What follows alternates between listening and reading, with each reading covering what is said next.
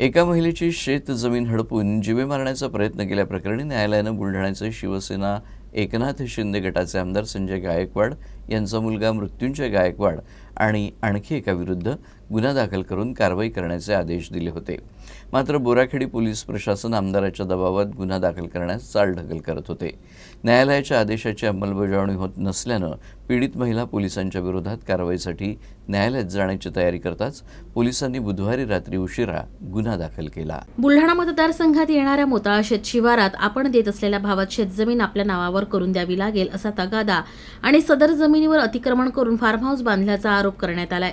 Rita Yamuna Prasad Upadhyay असं नागपुरातील तक्रारकर्त्या महिलेचं नाव आहे। त्यांच्या तक्रारीनुसार बुलढाणा जिल्ह्याच्या मोताळा तालुक्यातील राजूर गावात त्यांची 1.5 एकर शेती आहे।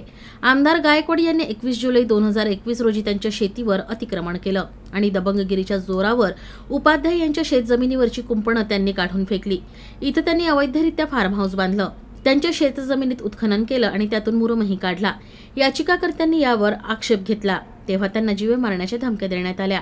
आपल्यावर झालेल्या अन्यायाविरोधात आमदार संजय गायकवाड यांच्यासह काही जणांविरोधात 12 ऑगस्ट 2021 रोजी त्यांनी बोरखेडी पोलीस ठाण्यात तक्रार केली।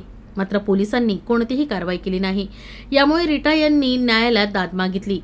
दरम्यान न्यायालयाने या प्रकरणी चौकशी करून अहवाल सादर करण्याचे आदेश दिले। मात्र न्यायालयाच्या आदेशाला बोरखेडी पोलिसांनी खो दिला।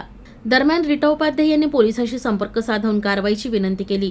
मात्र पोलीस बंदोबस्तात व्यस्त आहेत आणि नंतर बघू असं सांगण्यात आलं।